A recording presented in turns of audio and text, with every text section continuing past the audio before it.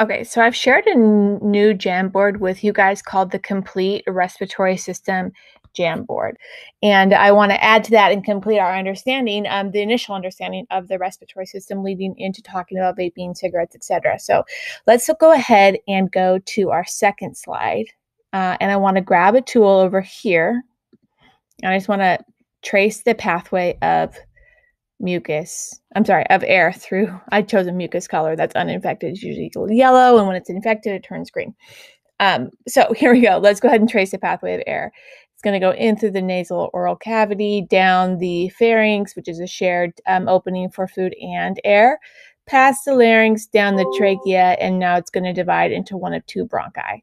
So it's going to divide into the two bronchi and just continue to get smaller and smaller and smaller until it reaches something called an alveoli. And there's about 400 million alveoli in your lungs. So we're going to have a lot of really tiny little branches called bronchioles, because alveoli end at the end of a bronchiole like that. It kind of looks like a grape cluster. Okay, that's a bronchiole. All right, let me show you this animation. This is super short, but it shows the alveoli in your lungs.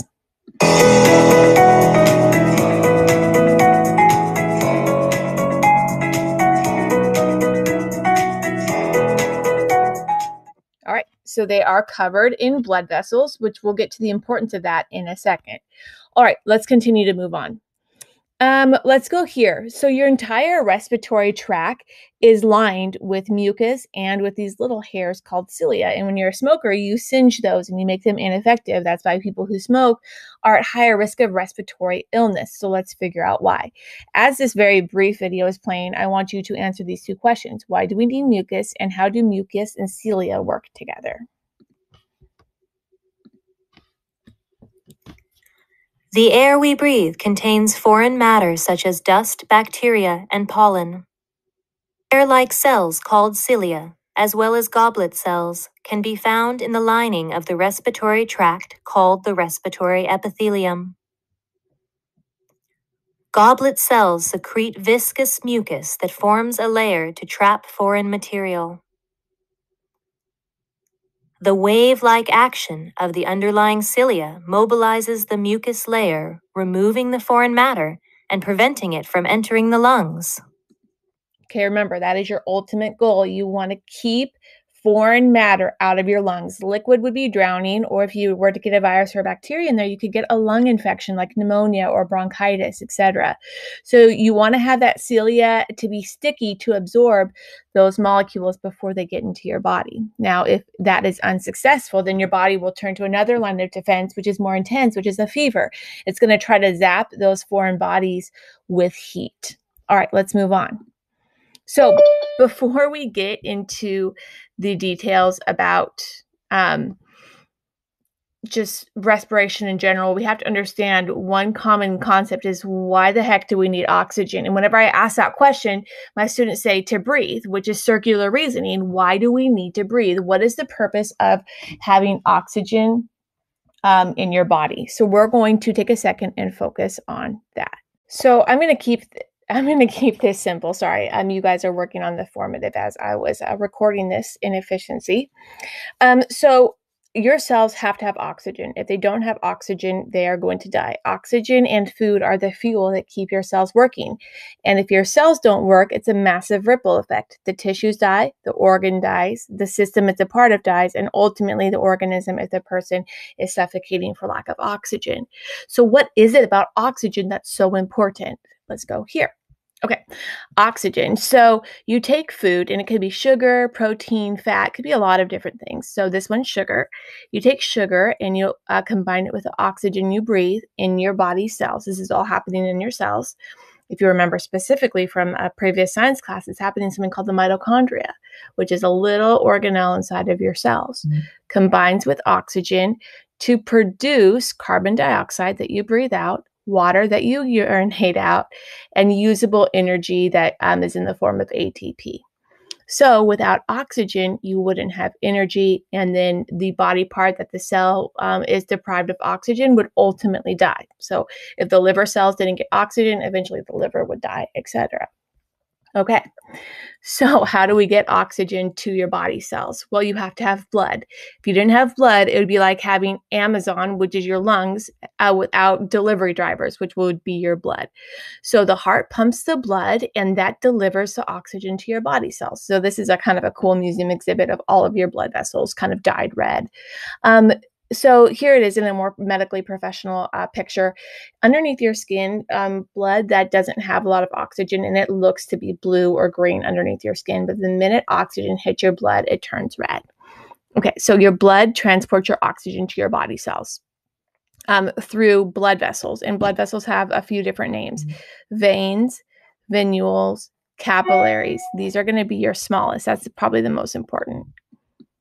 Oh man, I'm not that good with writing with this. I'm just going to cheat and just write small instead of the smallest. They are the smallest blood vessels in your body. Okay. Sometimes you may have even had a broken capillary on your skin, just that little red pool of blood under your skin. Nothing harmful, usually goes away on its own, but that's what a capillary is. Okay, so let's see. Let's look now at the alveoli. I know I already showed you guys this animation. I love that image. It shows you all those little air sacs, and those are covered in blood. Those are covered in blood. So this right here, here's one alveoli. So this is an alveoli. They're the exact same thing. So let's see. This picture is the same as that picture, which is the same as that picture down here. Okay. These are alveoli, and here is going to be a bloodstream. So I'm just going to go ahead and label this right here. This is going to be blood. So this part right here is the most important connection for this class today. In your alveoli, oxygen diffuses into your bloodstream right here. So it goes from inside this air pocket and it diffuses into your bloodstream. All right, I'm not going to even fill out this picture right here because I don't want to make it more complicated than that for this class. So now we have the air sac. The air sac is where oxygen meets the blood. Now we have to figure out in the blood, how exactly do we get oxygen to stay there? So it's going to be with, right here, red blood cells. Remember, red blood cells are only 45% of your actual blood volume. The other part is something called plasma and white blood cells. So 45% of your blood is red blood cells, or are red blood cells. And the most important part about oxygen in red blood cells is what it attaches to, called hemoglobin. So pretend these are cars. Red blood cells are going to be like the oxygen Uber of your body, and it's going to carry the oxygen to the body cells so they can use them to make energy. So how exactly do they get there? And we're going to make some health connections in a second. They're going to use something called hemoglobin. It is a square protein. So I'm going to go ahead and put a square in here. Let's see. I'm going to insert a square. It looks like this molecularly, but we're just going to keep it simple. We're going to label it hemoglobin.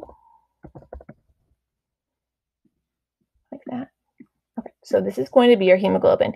This picture is flawed. It shows one hemoglobin per red blood cell, but really there's millions of them. So on a hemoglobin molecule, in each of the four corners of the square-shaped protein, you have an atom called iron.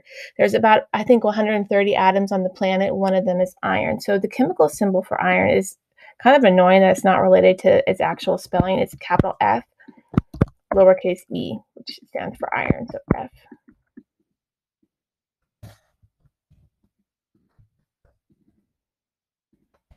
Let me type in here for some reason. Let's see. Fe equals iron. So there are 4 irons per hemoglobin. I'm going to put one right here. Fe.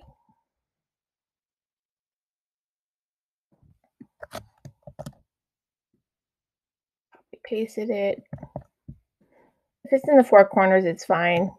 Fe, that one's actually perfect. There we go. Give me a second to catch up. So you have 4 irons. You're like, well, who cares? Okay, so iron is magnetic, and it's going to magnetically attach oxygen to it. So iron is important because it is the oxygen magnet that holds the oxygen on your blood. So iron is the oxygen magnet that keeps oxygen attached to your blood on its journey to your body cells. careful. And there's a, okay, sorry, there we go. So you definitely need iron. Okay, I'll get to what anemia is in a second. If you don't have iron, you're not going to get enough oxygen to your body cells, and you could have some really bad results from that. So let's go ahead and just take a color, and then let's go ahead and attach our oxygens. We'll make that red. Go ahead and put your oxygens, which is O, over the top of your irons like that. These are going to be your oxygens. It's going to be for someone who's healthy. So now in your oxygen Uber on your hemoglobin, you can have 4 passengers. You can have 4 oxygens, and you can zip it and deliver it to your body cells. Well, some people don't have enough iron in their diet, or they are naturally genetically iron deficient. So the problem with this, you guys, is that they can get something called anemia. Here are some signs of anemia. You're always tired, shortness of breath, you're always sick. Pica is interesting. That's where you crave strange things like concrete, paper. That's your body telling you you need iron. Pallor, which is have a really pale under eyes. I'll show you this image right here. That's anemic right there. If you like lift down on your lower eyelid and it's really pale, that could be a sign of anemia. Okay, cold hands and feet. All of this is because you either don't have enough red blood cells, which means you don't have enough oxygen Ubers, or you don't have enough iron, which is how many passengers the hemoglobin can hold. So that's problematic for people. Sometimes I know for me, my body tells me you need to eat steak because that has a lot of iron in it. If you don't eat steak or meat, you can have dark leafy greens. But if you're feeling this way, always tired, cold hands and feet, you might have anemia, which is either low blood or low iron. And you need iron so you can have oxygen delivered to your body cells. If you don't have oxygen, you're going to start to feel the symptoms of anemia. Okay. Anemia, check. Okay, and then the diaphragm. Sometimes with the diaphragm, a picture paints 1,000 words for me. This is a large sheet-like muscle. It's dome-shaped like a parachute. It's very thin. It pulls down when you breathe in, and it pushes up when you breathe out, and it just opens up the lungs, relaxes and releases the lungs. Here's an image right here. Okay, air goes in, air goes out. And when that contracts out of pace, that's something called a hiccup, which we've all been affected by.